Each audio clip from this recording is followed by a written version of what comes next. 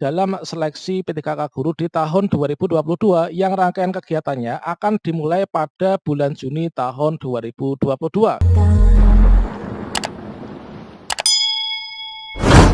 Assalamualaikum warahmatullahi wabarakatuh, sobat-sobat calon guru, selamat datang di channel calon guru. Baiklah sobat-sobat semuanya, bagi teman-teman yang belum lulus untuk seleksi P3K Guru di tahun 2021, baik itu tahap 1, tahap 2 maupun tahap 3 nanti, teman-teman tidak usah khawatir, nanti di tahun 2022 ini nanti akan ada rekrutmen P3K teman-teman, baik itu P3K Guru maupun P3K non guru. Sekaligus nanti di tahun 2022 tidak akan ada penerimaan CPNS ya, hanya P3K saja teman-teman, kecuali untuk yang sekolah kedinasan. Baiklah sobat-sobatnya, jika kita cermati dari lini masa yang berasal dari BKN ini, tepatnya agenda kegiatan subdit penetapan dan juga pengadaan pegawai, di sini teman-teman bisa mengetahui ya, yaitu pada poin yang ke-11, yaitu nanti akan ada penyampaian formasi tahun 2022. Ini adalah nanti pada bulan Mei 2022 teman-teman. Dan kemudian nanti untuk pengadaan seleksi P3K Guru dan juga P3K non guru ini adalah pada bulan Juni tahun 2022. Pada video ini kita akan berbagi informasi update terkait tentang pesan penting dari Kemdikbud terkait tentang kesuksesan teman-teman sobat guru honorer supaya nanti bisa tercover dan juga lulus ya dalam seleksi P3K Guru di tahun 2022 yang rangkaian kegiatannya akan dimulai pada bulan Juni tahun 2022.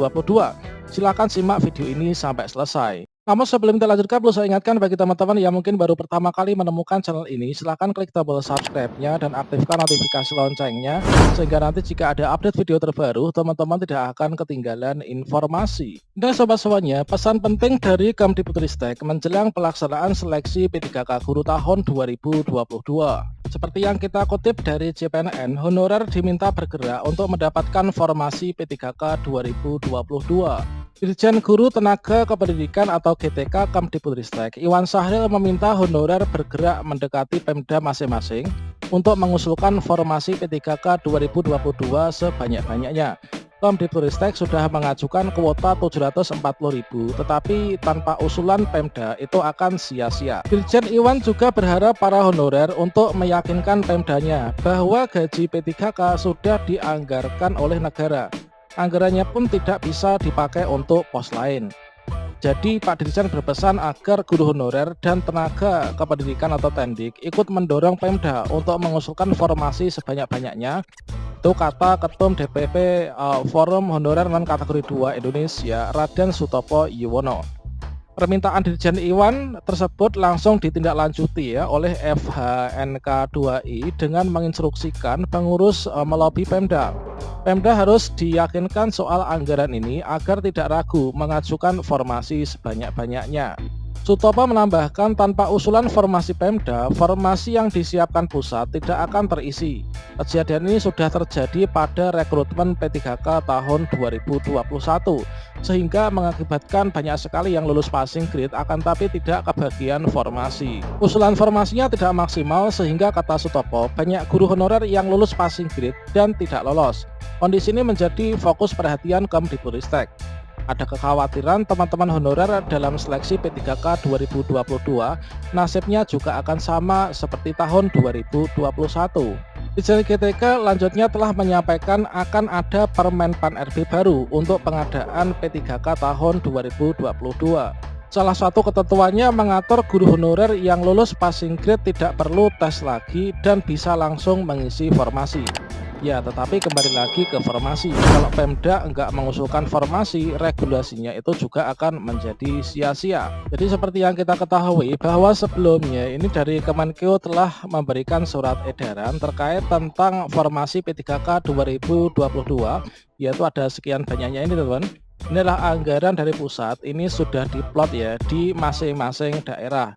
Di sini kita bisa mengetahui, misalkan saja di sini untuk di daerah Aceh Utara, maka di sini untuk formasi yang sudah disediakan pada tahun 2022 di sini dapat dihitung. Begitu juga dengan formasi-formasi yang sudah disediakan oleh pusat untuk tahun 2022 ini. Namun semua itu nanti bergantung pada usulan dari masing-masing instansi kita teman-teman. Jadi ini adalah untuk DAU yang sudah dianggarkan untuk tahun 2022. Selanjutnya jika kita lihat pada surat edaran dari BKN terkait tentang pengadaan ASN tahun 2022, maka di sini ketika kita lihat untuk formasi yang ada, maka di tahun 2022 ini nanti akan diadakan yaitu seleksi P3K, yang mana di sini sudah ditentukan untuk jenis jabatan yang dapat diisi oleh pegawai pemerintah dengan perjanjian kerja. Ini merujuk pada Peraturan Presiden Nomor 38 Tahun 2020.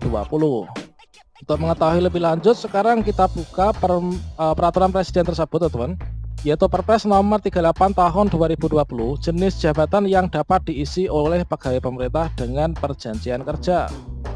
Di sini kalau misalkan kita cermati pada bagian lampirannya, maka di sini nanti akan dibuka untuk formasi P3K di tahun 2022, baik itu formasi P3K guru maupun juga non guru. Nah, di sini adalah diantaranya ada misalkan administrator database kependudukan, kemudian di sini ada apoteker, dokter, nah kemudian ada analis kepegawaian, kemudian pangan, perikanan dan lain sebagainya. Tentunya di sini juga ada guru, teman-teman. Nah, ini ada dosen, kemudian ada guru juga. Dan nanti ada formasi P3K guru termasuk dalam penyelenggaraan seleksi P3K tahun 2022.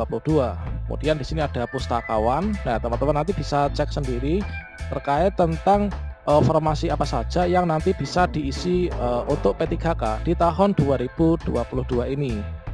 Jika kita cek kembali pada lini masa yang ada, yaitu untuk penyampaian formasi tahun 2022, ini nanti pada bulan Mei tahun 2022, dan pengadaan seleksinya untuk P3K guru dan non guru ini adalah Juni 2022.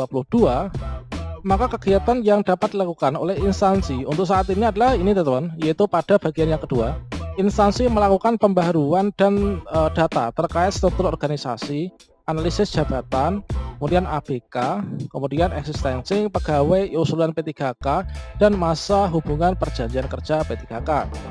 Instansi dalam menyampaikan usulan ini wajib memperhatikan jumlah pegawai dan memasuki batas usia pensiun dan jumlah penetapan kebutuhan tahun 2021, kemampuan keuangan dan fiskal untuk belanja pegawai. Bagi instansi daerah, kebutuhan guru merujuk pada data kebutuhan dari Kementerian Pendidikan, Kebudayaan, Riset dan Teknologi. Nah, di sini dari Kemdikbud itu sudah menyampaikan banyak sekali formasi, ada 740-an ribu. Namun kalau misalkan di masing-masing daerah ini tidak memberikan mengajukan formasi sebanyak-banyak, maka hal itu nanti akan terjadi lagi seperti di tahun 2021, yaitu lolos passing grade akan tapi tidak mendapatkan formasi. Oke, demikian sobat semuanya, informasi ini semoga bermanfaat. Wassalamualaikum warahmatullahi wabarakatuh.